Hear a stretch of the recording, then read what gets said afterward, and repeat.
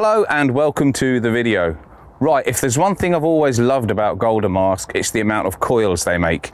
You really do get something for all occasions with Golden Mask, from tiny little coils right up to really big coils and different shapes as well. They really do put the time and effort into making sure that you've got the right tool on the end of the stem to do the right job. And today we're going to have a look at the little 7-inch coil. Now what I'm going to do is I'm going to take it out in some stubble and I'm going to take it in the woods, and I'm just going to show you how it works basically. We'll do some talking in between, a few little tips, a few do's and don'ts, and then at the end we'll summarise the performance and why you should consider going smaller. Okay, nice bit of depth on that one. Came out in the last sod. Really need to do some filming, I think. Wasn't really going to show finds today, I just wanted to talk about the coils, but yeah, I think maybe I should change tact because I'm hitting so many signals. Now why don't we do some live digs and some tones and talk more in general. Let me give this a clean up, see what we got. Okay, there's not a lot on it, but I can just make out George III's head right in the centre. Can you see that? It's gone very cloudy out here and it's quite difficult to do filming like this close up and really show you what I'm trying to point out, but that was a lovely crisp clean signal on that little 7-inch coil at good depth as well, and that's a lovely old Georgian coin. Well, I had to shift some earth to get that out. I mean, that was a good depth, and that's just a little tiny button. So when people say small coils you'll lose loads of depth, you'll lose a little bit of depth, but if it's there they'll still find it. Scratchy, dirty signal to start with, and then it really picked up. Now one thing you want to remember about these little coils, they are smaller. If you go taking great big wide swings like this and taking huge strides of earth, you are going to miss loads of ground. If you walk in a straight line for 10 yards and you're striding about a metre every time, then you are going to miss loads of land. You're going to actually detect, if you're lucky, about 1/4 of where you've been. So try and think of these coils as little sniffers. Work your area. Use the fact that it's light and it's easy to knock through stubble, and just work the area. Move slowly.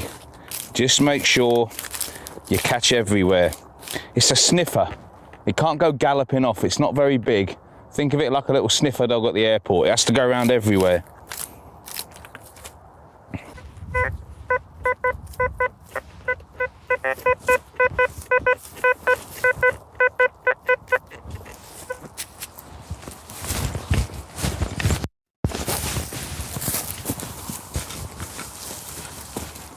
Oh, big old claggy lumps today.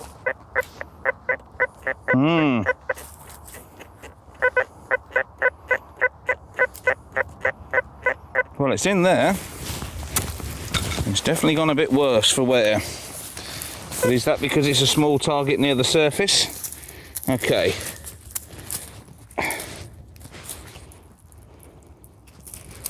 Let's bring this in a little bit just in case you're off camera. Oh. Nope. I bet you it goes down to the last clump. They always do. They always seem to, don't they?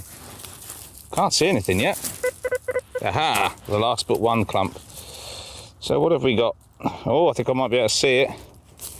Yeah, it was quite close to the surface. That's why it went a bit gunky and irony afterwards, but it's a tiny little twisted piece of metal.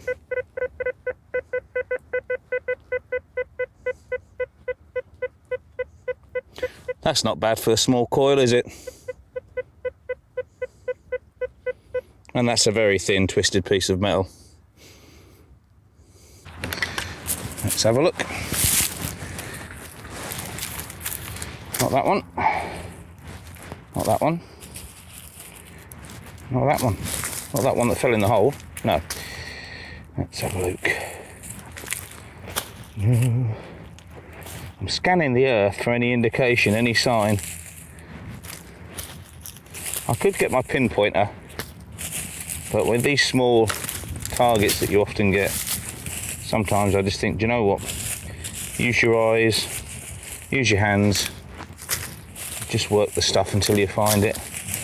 It's not always the right choice though. You can have signals like this where you're just constantly going backwards and forwards with bits and nothing's happening.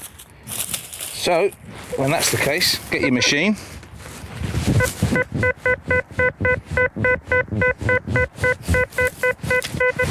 There you go. It's right there under my nose. Is it you? No, you're a stone. It's you. Oh, it's another coin.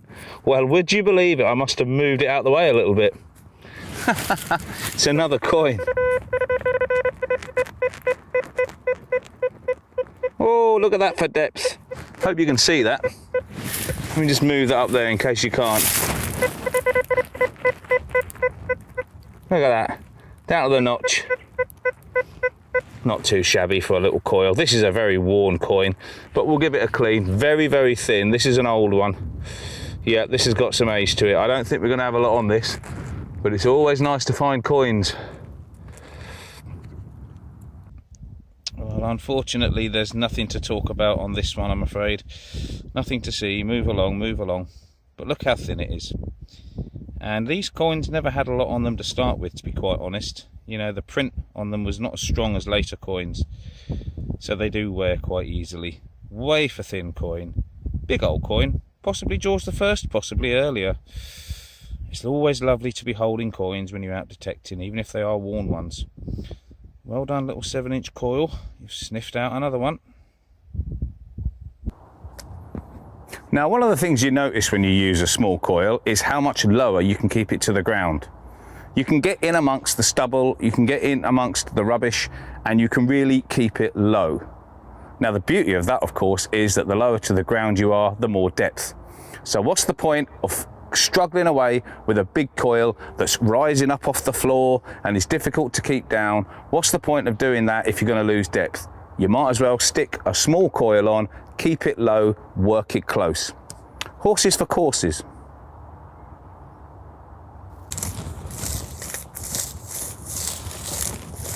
Just nice and easy, moving through the stubble, not taking a big swing, just making sure I spot every single piece of earth.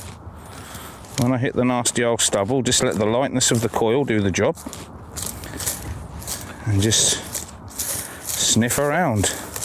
Almost like a little window wiper swing, really. Just left, right, till I get a nice beep, then stop and investigate. Oh, that's a iffy one. I don't need to wave the mud over the coil for this one. I can see the little ball. I had a bit of depth on it as well. Yep. Just bring it in just to double check, obviously. Yeah, there she is. Little tiny pistol ball, not a big one. Again, a stop you in your tracks signal. Absolutely fantastic.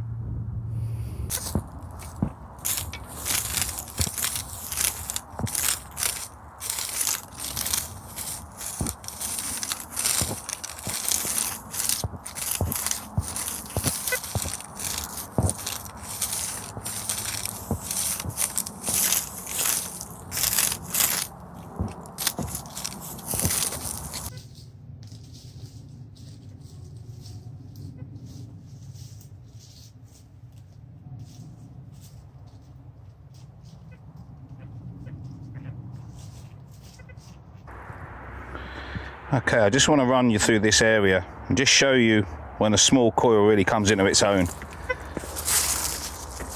If you look at these little gaps in between the two trees, getting a proper swing, so much easier. If I want to get round there, in between that old tree stump and that, get a nice full swing, even get underneath. But just the sheer ability to get in little places and maybe find the odd target. Oh, bit of iron under there. But that's what it's really all about.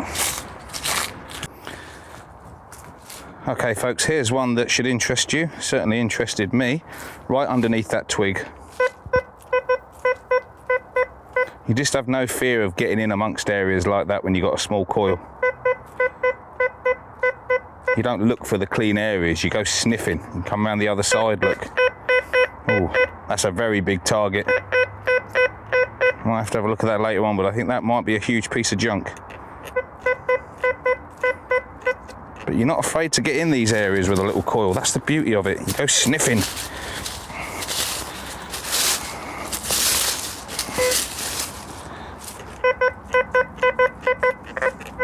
Let's have a look.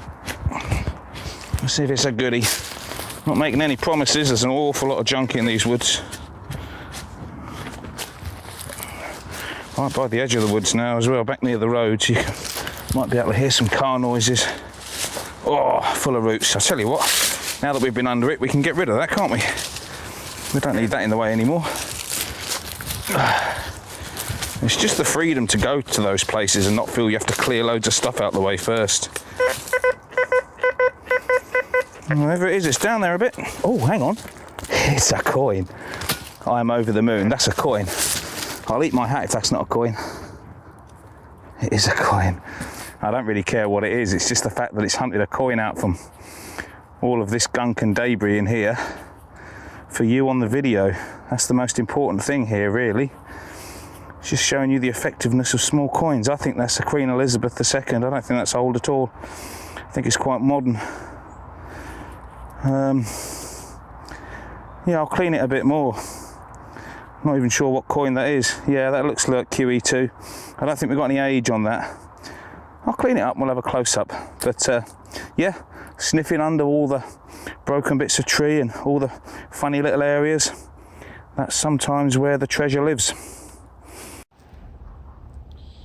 Okay, so it's just an old Elizabeth II penny, but I don't think that's really the point here, is it?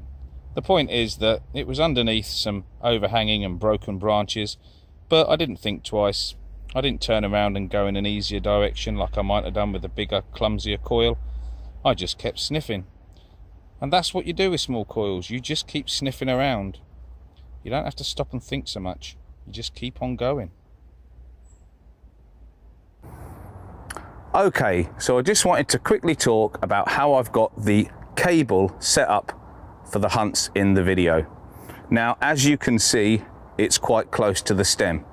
This is really important when your coil is going to get bumped and banged about in stubble and wooded areas. The more knocks and bangs that gets, the more chance of a false signal if your coil cable is loose. So as you can see up here, I've got a very small loop. It's enough to make sure that the cable has got some play going all the way round. So I'm not going to hurt the cable. I'm not pulling on this, and this is designed to bend. So that is perfectly fine. But it's a small loop, so it's not going to move about. Tied nice and close to the coil so that it's fixed. So that isn't going to move around if I get any bumps and bangs, and that is really important.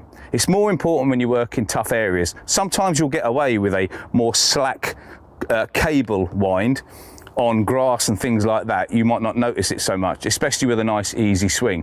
But once you go sniffing about in difficult areas and you're getting bumps and bangs, if you don't have it set up right, it will start to false. So if you do get falsed in tough areas, just have a think about your coil cable. Have a think about how you've got it set up. Is it tight enough? Does it need to be wound a bit closer to the stem? Does it need to be done in such a way that it can't just judder or move when it gets a knock? Okay, we've got a nasty little bush here, a little tough old bush tree there, and a bit of log over there. Now if you had a bigger coil on, you'd give up in areas like this because you wouldn't get a swing, but with a small coil you've got a full swing and you can sniff in left right, move it, get right round. There we go, check the whole area for a target, and there you go. And through and on with your detecting. Okay, so why am I showing you a picnic bench? Well, I was just about to pack up when I looked at that and thought, do you know what? That kind of typifies the kind of obstructions you get in the woods, and it's nice and clean and clear out here. That will make a good demo. So let's have a look at what you might do around something like that if you had a big coil, and what you'll probably do if you've got a small coil. Okay then, let's use the bench as an example. So imagine these were trees or just fence posts that you were going to work around, old stumps, who knows what. When you've got a big coil and you don't want to bang it off of objects, you're more afraid of going in tight areas, and you're probably just going to come along here and do this and then move in another direction. With a small coil, you just get stuck in. And kneel down with a trowel, get in there, go and have a look and see what it is. And this, well, that's as far as you're going with a big coil. But with a little coil, nice full swing between those two posts.